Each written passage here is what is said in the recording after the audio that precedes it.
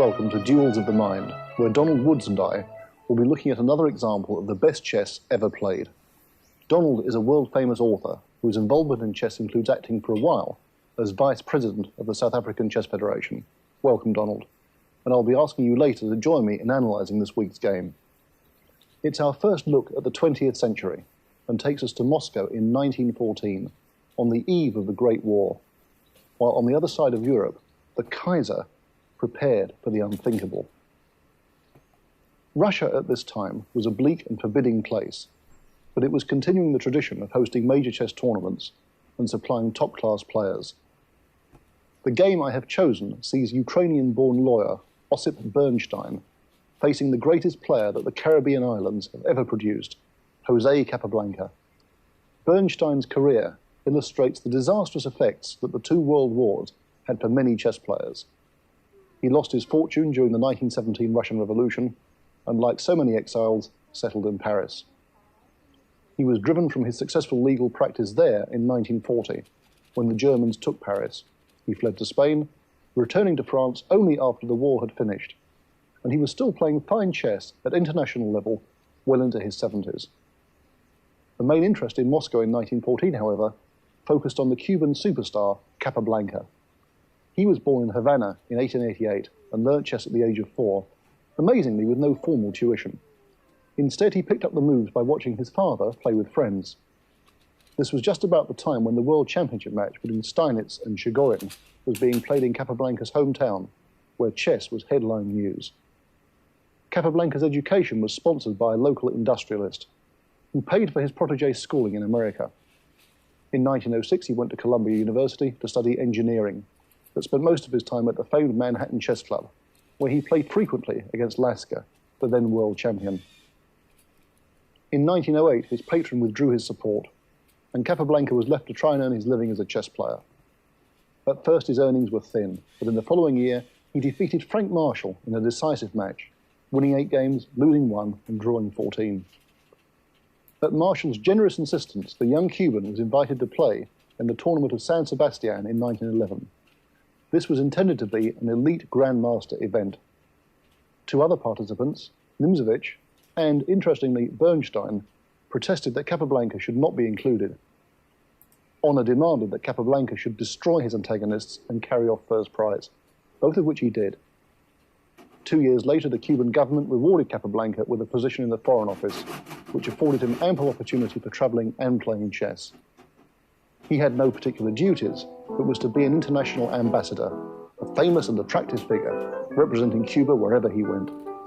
This even included a brief association with the early film industry as a star in his own right.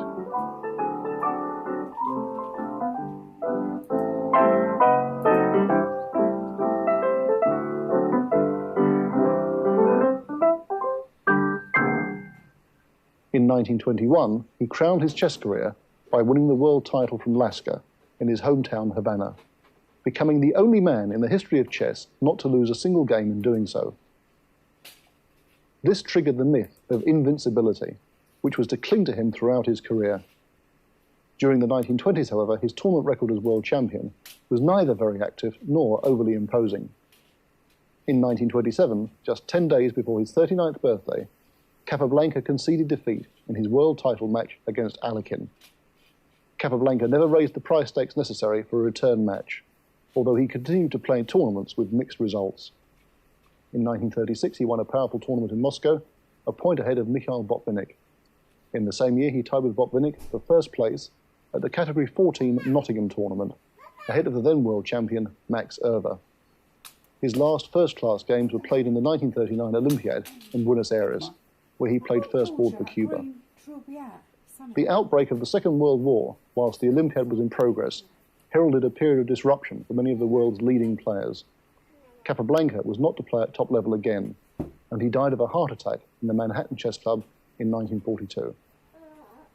Bernstein white, Capablanca black, Moscow 1914, and Bernstein started with the increasingly popular move d4.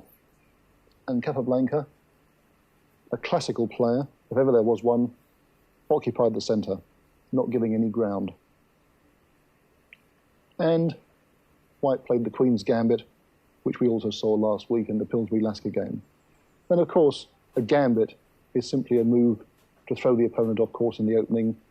It's a sacrifice of a pawn, temporarily or permanently, to gain other advantages. But Capablanca, like Lasker before him, declined the gambit and supported his central pawn. Right. A gambit, you know, to people at our level, we assume that grandmasters have analyzed these things so fully that there can be no hesitation in whether you accept or decline a gambit. What is the position? I mean, does there have to be any deliberation on this? Well, chess is a very rich game, Donald, and quite often you see a situation where the player offers the gambit in one game as white, and in the next game he's forced to play on the black side of the same gambit. And quite often these things are a matter of choice and taste. There's no... Or mood even. Or mood even, yes, exactly, mood. I think what non-chess players don't realize is the sheer infinity of the game, because you can have... There are so many possibilities. I mean, it's astronomical. I'm glad you asked me that question. I've recently been involved in a calculation to work out the space it would take to publish all possible chess moves. You wrote about that, That's right. Yeah. Of 25 moves. Now, 25 moves isn't a particularly long chess game. It's actually a miniature. 25 moves or less is a miniature. And I calculated with a maths professor friend of mine, Nathan Davinsky, that if you published all moves of all possible 25-move games in books the size of telephone directories, you'd have to cover the surface of the Earth and fill all possible space in all known directions to the furthest known galaxy many times over before you could do it. So that gives an example of how inexhaustible the sheer infinity of it. Yeah. Sheer infinity. Yeah. So if a gambit may be accepted or declined according to mood or according to... Yes. And we won't see it, but in 1927, the match I mentioned that Capablanca lost his title to Alekhine, of the 34 games played, almost all of them were Queen's Gambits. Right. And they were playing the Queen's Gambit back and forth like tennis players, offering the Gambit back and forth. So you can never sit at an international board and know that if you play against Hansri of Holland and offer him the Queen's Gambit, he's going to decline or accept. You just don't know. He may even avoid it and play the King's Indian. Right. So in this game, Bernstein continued developing his knight. I don't think it's the best move, actually. I think it's better to bring the other knight out to c3. I think this relieves some of Black's problems. And out comes the other knight. And you'll see we have the same position that Lasker and Pillsbury had last week. And Lasker chose this move. But in this case, Capablanca played rather more modestly. He played bishop e7. But I do feel somehow that the early committing of the white knight to the f3 square takes away a lot of possibilities for white. Sometimes you want to put this knight on... As a general rule or in this particular... In this particular opening, I think the Queen's Gambit, the knight doesn't always belong on f3. Right. Many games by Kasparov, you see a trade-off in the centre, and then later the knight comes to e2. And I think the way Bernstein's played it, he now played bishop g5, it somehow reduces Black's problems a bit. Hello. And Hello. Capablanca castled. No more of these games where people get slaughtered in their beds before their pieces come out. And Bernstein played a solid, sensible move. And Capablanca developed his knight. And the white rook came here. Now, Donald, every game that I've chosen in this series, I try to find games that somehow advance the theory of chess and increase the level of sophistication each time. And what we've seen so far in this series, 5 games, every single one was decided by a direct, brutal attack on the opponent's king. Maybe under fire, as in the Pillsbury-Lasker game, but always the king is the object. And what we see this week is a dawning of a new understanding of chess, that the game can be decided not just by a brutal attack against the opponent's king. Indirect attack. It can be an indirect attack. Obviously, the king is the final object of the game. Unless you can checkmate the opponent's king, you can't win. The game will be drawn. But by putting pressure on the c-file, by playing on the queen side, and this move, rook c1, is the inauguration of that, by playing on the queen side, we see that both players here are going to decide the game, essentially, by a battle. Away from the king. Yeah. Exactly, away from Knock the out king. his U-boats first. That's right.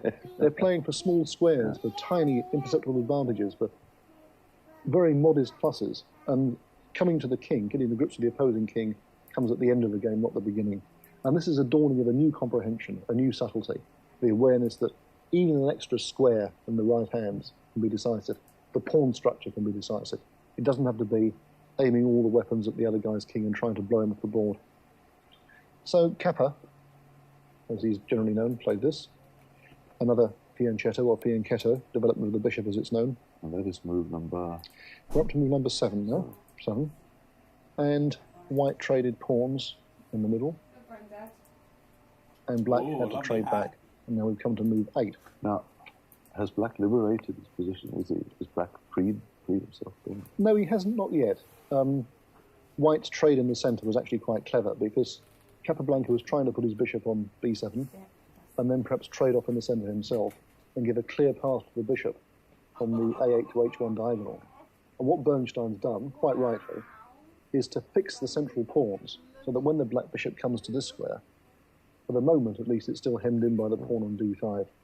So there's still no liberation yet. And in fact, the white position is probably slightly better. Now, if I were white here, I would play this, bringing out the bishop. Then I have to ask you why. Well, partly it's a good developing move, and partly it's aiming at the black king on the b1 to h7 diagonal, and it's also keeping an influence on the queen side. He's speaking strictly as a knee-jerk club man. I'll put the bishop back where it was. Yes. He's waiting for the bishop to come out, isn't he? Yes. a3 is also not a bad move in this position, and the move you suggested, a3, is quite good because it's preparing to come here, which is in line with White's strategy of putting pressure on the c-file. That's a good move as well. What Bernstein did, I'll put the pawn, this is the position in the game, was he played the queen here. And I feel that this strategy is misguided. I know what he's trying to do, but I don't like it. Kappa played that, and you'll see the bishop is still restricted. And now Bernstein played this. And I think this is, in principle, the wrong decision. I know what he's up to. He's trying to gain control of the c6 square and the a6 square, which are potential holes. You see how subtle this game is? They're playing for squares and holes and outposts, not for direct attack. But I think that by offering to exchange the black bishop, which is hemmed in by the pawn on d5, he's really restricting his opportunities quite a lot. And Kappa, quite happily, traded that off. Bernstein recaptured with the queen, probably thinking that he'd achieved quite a lot from the opening and that the black queenside pawns would be under siege from the queen, the knight on c3, and the rook on c1. What's more, I would have gone along with him on that. But now, move number 11, c5. And this is the position where I feel that Capablanca has, in fact, broken out, liberated his position, and he has complete equality. He doesn't need to worry about the further course of the game. That White's strategy has not really succeeded. If Black couldn't play this move, let's put the pawn back. If Black was somehow prevented from doing that, and White had time to play the idea you suggested of a3 and b4, getting a complete grip on the c5 square, Black would be in a bad way. But in one, let's put the pawns back, this is the game position, in one fell swoop, as it were, Kappa plays this, and he has freedom to breathe. His pieces are cooperating nicely. And now Bernstein finds an interesting plan. He decides that the weaknesses in the black position are going to be the pawns on d5 and c5. At the moment they're well supported. But he starts a deliberate policy, first by taking this knight, of undermining and eliminating the pieces which support those pawns. First goes the knight, and he takes here. Black could take with the bishop, but then the pawn on d5 is isolated. Kappa takes back. And we have now what's called hanging pawns. The pawns on c5 and d5 are called hanging because they've got no support, and they can become weak. They can be bombarded, attacked, subjected to siege. But also, they can advance. And one of the great debates of modern chess is the hanging pawn strong or weak. so many situations where they can occur, no one's really sure. Well, weak with potential strength. Exactly. Bernstein castled, and Kappa played queen to b6. And if white takes the queen off, of course, he brings the pawn in to support the pawn on c5. Exchanging queens with white here would be a very, very bad idea indeed. So to maintain his strategy, he plays the queen back to the e2 square.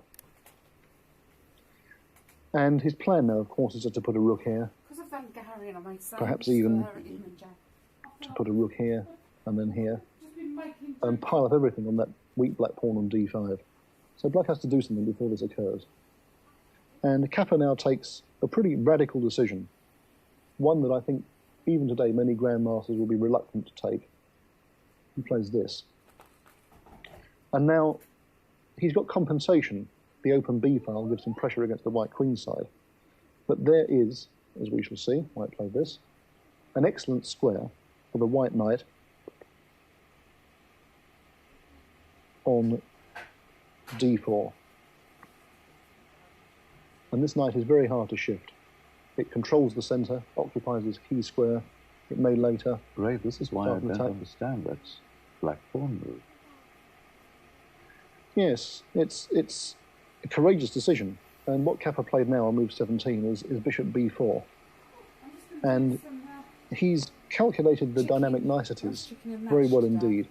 He's seen that he has weaknesses, but he also appreciates there are weaknesses in the white position too. The b file isn't secure. The knight on c3, which is attacking the pawn on d5, Kappa's preparing to slice that off and reduce the deficit. And Bernstein recognises that he can't proceed without attacking this thorn in his flesh, the pawn on c4. He attacks it. And Kappa brings out his last piece, he defends. And as I said, you see this new subtlety in the game. The whole battle is taking place around these weak pawns on the queen side. It's not a question of bashing the other guy's king. Bystanders, yeah. That's right. Bernstein takes off. And black has to take back with the pawn. And now black's got a passed pawn on c4. That means a pawn where there's no opposing pawn that can prevent it from advancing the queen. On the other hand, it's heavily blockaded, and it could be a great source of weakness. And this is where fine judgment and fine tuning, which Capablanca possessed in abundance, is so crucial. And white starts the process of besieging the pawn on c4. He's going to double the rooks like this, is his idea. And eventually he's going to move the knight and take the pawn. And Capablanca doesn't sit idly by. He takes it off. Bishop takes knight. And already now, he's conceiving a brilliant defence to the weakness of this pawn. White takes back. And now, a very good move, knight d5. And it might look as if white could take this pawn. Yes. But he can't, because the knight hops in here, supported by the rook on c8, and he wins rook for knight. Wins rook for knight. He wins the exchange, yes, as we say. Yes. So the first white assault has been rebuffed. He has to bring the rook back, rook to c2. But of course, the pawn on c4 is still a very long-range weakness. Kappa defends it by pushing it on. Now, the further the pawn gets into the white camp, the more of a danger it represents to white. On the other hand, the further it goes away from black's own lines of communication, the greater the weakness. No. And Bernstein played this. And now he's got all his artillery lined up, waiting to attack that pawn. And all he has to do is chase away the black knight from d5, and the pawn will fall. So Kappa has to find a way of saving it. And what he does? He could move the queen, but... A5? He could play queen a5, it's possible, but it's exposed to attack by knight b3. What he does is this, rook to c5. And his intention, if not disturbed, is to put the other rook here, with fantastic support for the pawn. So white has to do something about this. And he plays knight b3, attacking the rook. The rook goes back to c6. White plays knight d4. Now Kappa could have played for a draw now, by putting the rook back on c5. But he doesn't. Back. What he does is he goes back to c7, setting a diabolical trap. And Bernstein grabs at the boat. He comes here, attacking the rook and the pawn. And the rook goes, move 26 to c5. Now, what do you think about this, Donald? Well, it reminds me of the old movie director who said, I can't see the movie. Mm-hmm. Why? What's he fallen for here? Well, he can take the pawn. Yes. He has 2 rooks, knight, and queen on that pawn. Well, that looks pretty good to me. And he thought, why not take it? Yeah. But he's falling victim to a combination that Capablanca had devised 6 moves beforehand, a really colossal feat of the mind. Bernstein takes it off. Why not? Capablanca takes it back. It just says not valid. He trades. Black trades. Ah, yes. And he takes. Yes. Magnificent, sir. And now, white's a pawn up. It looks as if black can play queen here check, queen here, rook d1, winning the queen. Yeah. But he can't. He can't because of the mate. Yes. Checkmate. Black is checkmated. Right. That's what Bernstein must have seen. Yes. That's what he thought. And he thought, I've got an extra pawn, I've got a defense against this, there's no problem. Now what Capablanca now does is an absolute thunderbolt. He plays first this. Bang. Deadly intermezzo. Yeah, absolutely. And suddenly, White had to resign. There's nothing he can do. He's losing a whole rook in this position because of this brilliant coup that was seen so far back. And if White takes the queen, for example... That's just frightening, yeah. Rook d1, he's immediately checkmate. Oh my gosh, yeah. That is extraordinary. And if he plays this move, which looks like a defense, he gives this check first. The queen has to go away. And then queen takes rook. Right, yes. And it's finished. Yeah. And that move, queen b2, I want to put it back on the board again. That's breathtaking. Breathtaking. Yeah, absolutely breathtaking. This thunderbolt game. In a minute.